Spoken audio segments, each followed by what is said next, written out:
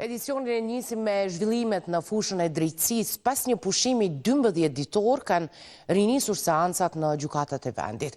Një e tillë u zhvillua edhe në gjykatën e apelit. Bëhet fjalë për seancën ku shqyrtua ankesa e mbrojtjes së Miloš Pleskovićit, i dënuar me 16 vjet burgim për krime lufte. Ai po kërkon nga apeli ulje të këtij dënimi, kurse familjarët e viktimave rritje të dënimit me burgim të përjetshëm. Pasi u dënua me 15 vite burgim për krime lufte, Miloš Plesković u ankua në shkallën e dytë.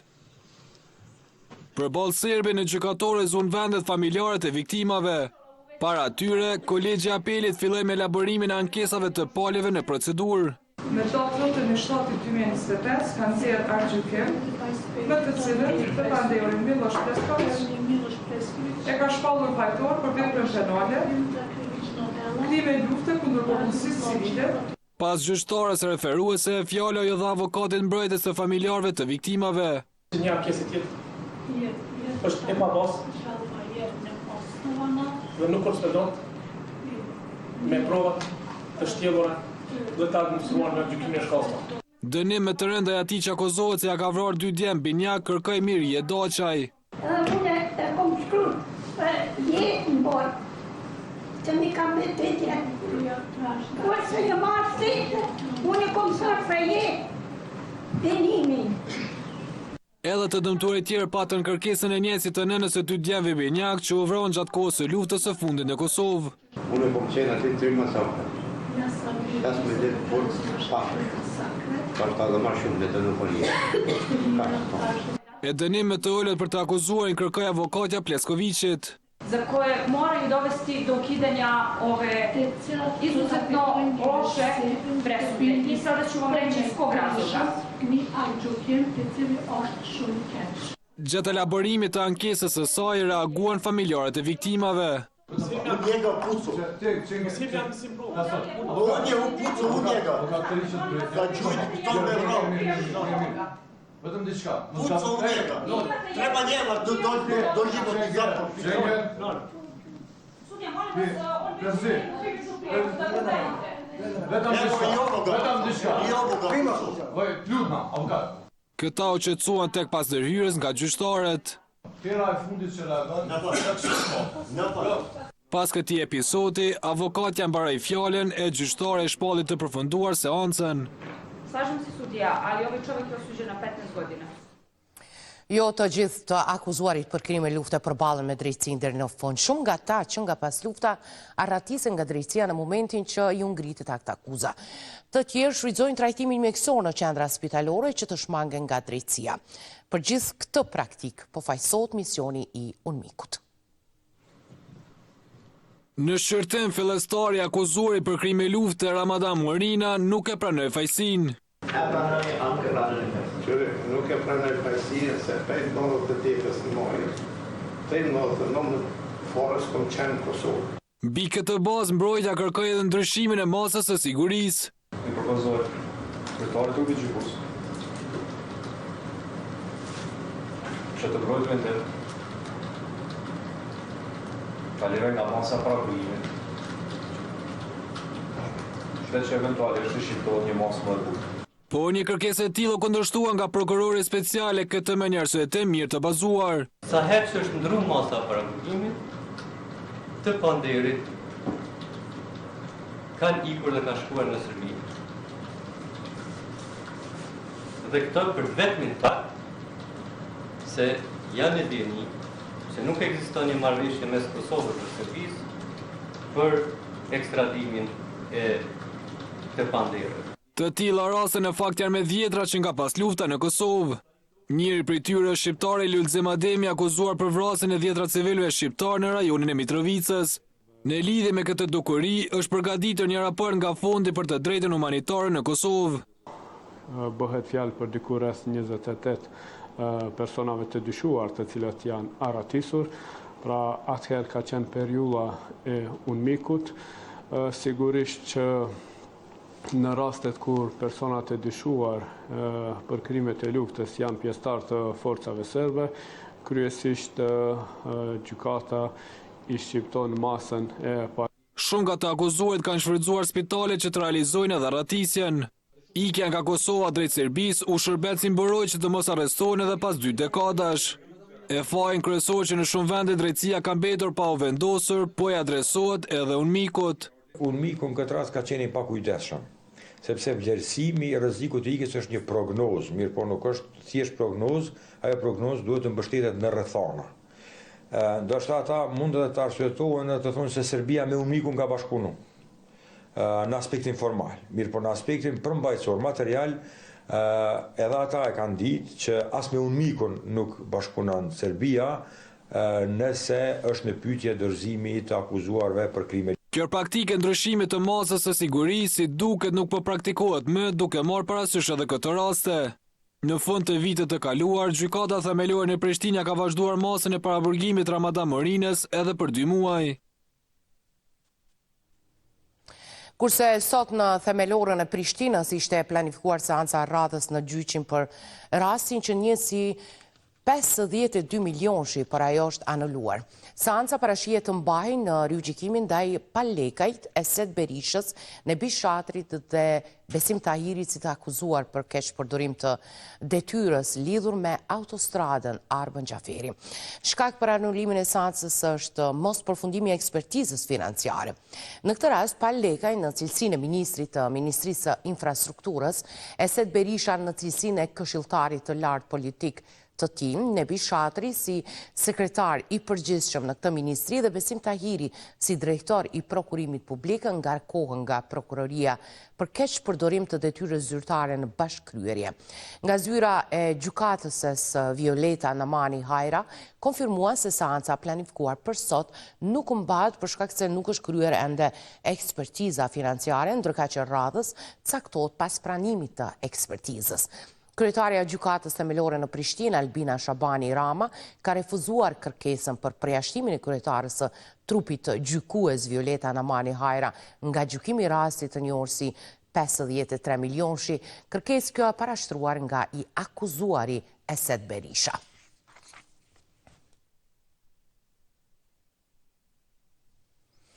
Edhe një tjetër seans në po të njëjtin institucion të drejtësisë dështoi të mbahej.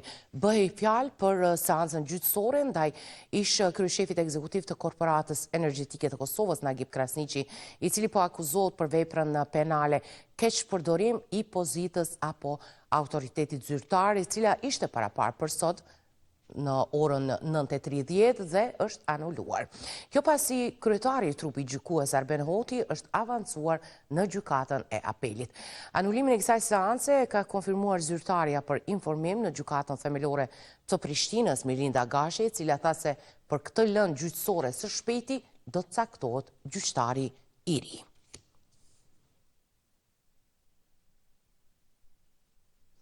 E në gjykatore së shpejti pritet të dalin edhe të akuzuarit për vrasjen e zyrtarit policor Muhamed Lika në Kaçanik gjatë vitit të kaluar. Ditë më parë u ngrit akti akuzues ndaj 6 të pandehurve, derisa dosja e bërë tashmë publike zbardh detaje nga deklarata e bashkëshortes së Likës. Sudha ende dritë. Me 1 prill të 2025 në Kaçanik në katin e 2 tek hyrja e banesës, persona të maskuar qelluan për vdekje policin Muhamed Lika.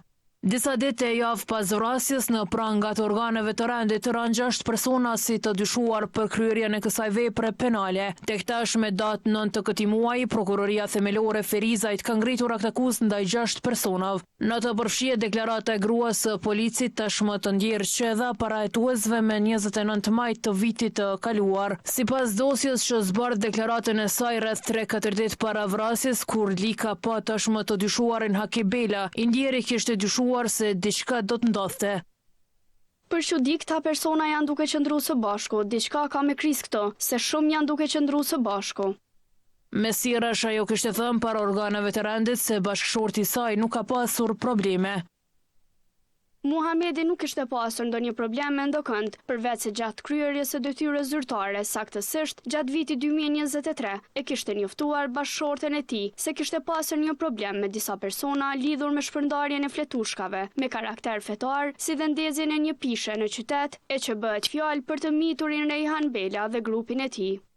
Parajtuesva jo deklaroi edhe për natën kritike ku plumbat I dëgjoi teksa po priste në balkonin e banesës që Lika të kthehej nga puna. Sipas saj paraprakisht ajo kishte parë një vetur që po qëndronte parkuar poshtë pak minuta para të shtënav, e nga e cila kishin dalë 2 persona me kapela në kokë. Prokuroria ka njoftuar se pas zhvillimit të hetimeve dhe sigurimit të provave ka ngritur aktakus kundër 6 të pandehurve: Haki Belës, Rilind Muratit, Vatan Çakës, Edmond Likës, Shkëlqim Kukës dhe Diamant Gashit. Ndryshe nga rajoni Ferizajt, më 2025 në atë pjesë nuk u shënua as edhe një rast I vrasjes vepër kjo penale, që kishte ndodhur më shumë se 200 herë brenda 26 viteve vetëm në Pejë. Këtë avancim në situatën e sigurisë e konstatoi dhe e mirëpriti Prokuroria e Pejës. Ishte ndër vrasjet më të rënda të kryera në Kosovë. Krimi kryer nga bashkëshorti Gjulieta Ukellës në Pejë mobilizoi krejt vendin për të kërkuar drejtësi.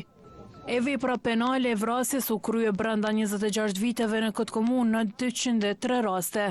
Përjashtimbëri viti 2025 për çka Prokuroria Themelore Pejës organizoi konferencë. Aty kushtrihet juridiksioni jonë dhe kompetenca jonë lëndore dhe territoriale. Kemi punuar në këtë drejtim dhe sot në praninë e juaj kam nderin, kënaqësinë dhe privilegjin të prezantoj që pas 26 viteve pas luftës, viti 2025 evidentohet si viti vetëm pa asnjë vrasje në rajonin e Pejës. E një krim të tillë po planifikohej të kryej po në Pejë, por atë parandaluan 3 polic, prandaj këta të fundit morën mirënjohje këtë të hënë. Labinot Shala, Beslim Kelmendi, Fisnik Bytyshi, 3 zyrtar policor të cilët përmes heroizmit, profesionalizmit, guximit jashtëzakonshëm në kryerje të detyrës zyrtare, për rastin e ndodhur në afërsitë të gjykatës themelore në Pejë, janë meritorët që viti 2025 përfundoi pas një viktim dhe pas një rast vrasje. Tutje kryeprokuroria tregoi numrin e veturave të konfiskuara. Kemi arritur rezultat të jashtëzakonshëm. Si për herë të parë, si kryeprokurore në bashkëpunim me Policinë e Kosovës, kemi identifikuar të gjitha automjetet të cilat kanë qëndruar me vite tek Agjencioni për Administrimin e Pasurisë e Kosovës konfiskuar dhe tek stacionet policore. Kjo prokurori ka pranuar 353 lëndë për dhunë në familje dhe ka përfunduar 309 lëndë. Megjithatë, Peja vitin 2026 e nisi me incidente kriminale. E policia e Kosovës ka kërkuar bashkëpunim nga qytetarët për gjekjen e 3 të dyshuarve për plagosjen që ndodhi të dielën në qytetin e Pejës. Personat e kërkuar janë Arjan Qelaj, Yll Qelaj dhe Altin Qelaj. Sipas policisë, që të 3 janë të lindur në fshatin Maznik të Deçanit. Të pandehurit kërkon për veprën penale vrasje e mbetur në tentativë. Policia e Kosovës kërkon nga qytetarët e Republikës së Kosovës që kushdo që ka informacione për vendodhjen e personave të dyshuar në fotot e bashkangjitura të lajmërojnë Policinë e Kosovës apo të lajmërohen në stacionin më të afërt policor, thuhet në njoftim.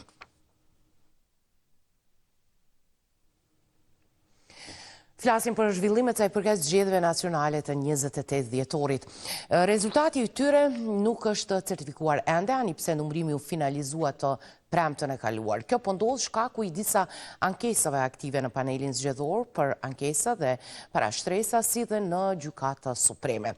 BZAP njoftoi se ka refuzuar 3 nga 4 ankesat e drejtuara sot në këtë institucion nga subjektet politike dhe kandidatët. Para 3 ditëve përfundoi numrimi të gjitha fletvotimeve nga zgjedhjet parlamentare të 28 dhjetorit. Mirë po rreth 30.000 nga to që ardhen me post u kontestua në panelin zgjedhor për ankesa dhe parashtresa. Atë ankesë dorëzoi kandidati I PDK-s për deputet Bekim Haxhiu, duke kërkuar që të gjitha ato fletvotimet që ardhen pas datës 29 dhjetor, pra me 2 dhe me 5 janar, të anulohen. Mirë po kërkesa ati u cilësua si e pasafatshme, pasi edhe kjo u vënua në afatin 2 dhjetor. Paneli ka vlerësuar se ankesa është parashtruar pas afatit ligjor për paraqitjen e ankesës sipas nenit 119 paragrafi i parë të LZP-s, ku afati për dorëzimin e ankesës është 48 tetor nga ndodhja e shkeljes së supozuar dhe se ankesa është dorëzuar në PZAP me datë 11/01/2026, ndërsa shkelja e supozuar sipas ankuesit ka ndodhur me datë 02/01/2026 dhe 05/01/2026.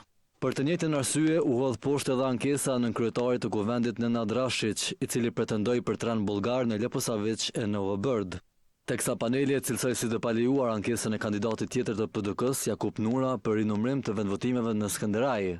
Ndërsa Iniciativa e Re Demokratike e Kosovës tërhoqi ankesën për parregullësitë e pretenduara në votimin me postë.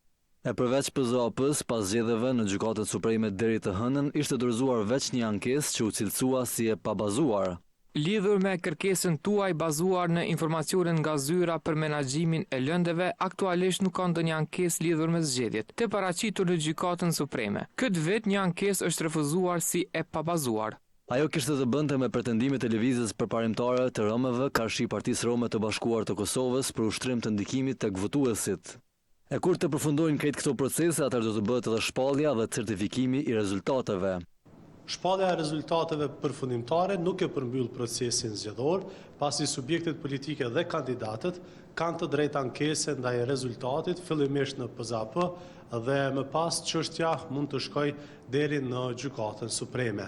KSZ është obliguar që të pres këto vendime, të zbatoj ato dhe vetëm pas kësaj të procedoj me certifikimin e rezultateve përfundimtare dhe njëkohësisht përmbylljen e procesit zgjedhor. Që nga përfundimi i numrimit të votave, KQZ ende nuk ka mbajtur asnjë mbledhje. Institucionet e arsimit të ulët dhe të lartë janë kthyer këtë të normalitetit. Shkollat janë hapur për nxënësit në nisje të gjysmëvjetorit të dytë, i cili u shty shkaku i gjendjes jo të mirë nga përmbytjet. Me situatën ngjashme vijojnë disa komuna në të cilat u mor vendim të shtyhet nisja e mësimit tani pse shkollat nuk pësuan nga përmbytjet. Bankat janë të zbrasta e mësimi nuk nisi.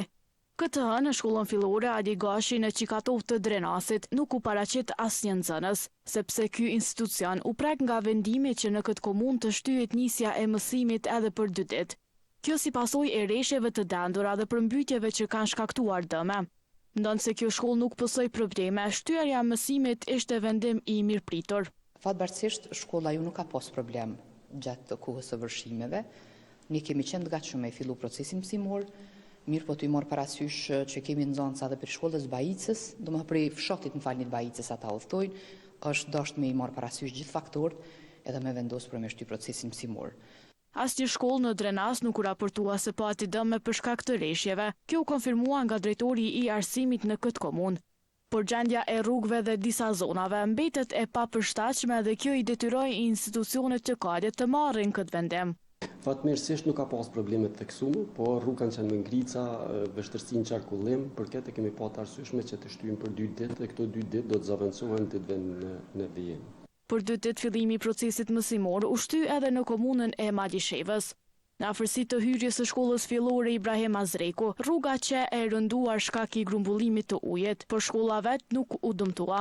Edhe pse komuna Marishevës është prekur nga vërshimet dhe situata në afërsi të shkollës ka qenë rënduar aktualisht, situata po qetësohet gradualisht. Objekti i shkollës fillore të mesme të Olët Ibrahim Azreku nuk është dëmtuar, uji nuk ka dëpërtuar brenda hapësirave shkollore dhe nuk ka shkaktuar dëme materiale. Gjendja brenda objektit është e mirë dhe e sigurt. Njëjtë edhe në këtë komunë nuk u raportua për ndonjë shkollë të prekur nga rreshjet.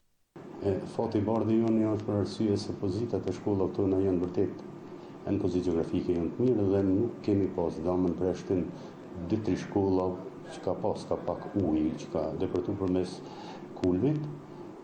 Përndryshe drejtoria e arsimit i ka bërë gjitha përgatitjet për me fillu vitin e ri, gjysmëvjetorin e ri tash shkollor dhe nuk kemi pas asnjë pengesë sa i përket përgatitjes së infrastrukturës në shkolla. Ndërkaq komuna e Fushë Kosovës është komuna tjetër që ka shtyer procesin mësimor. Për shkak të mungesës së ngrohjes dhe kushteve atmosferike, kjo komunë do të fillojë gjysmëvjetorin e dytë një javë me vonesë.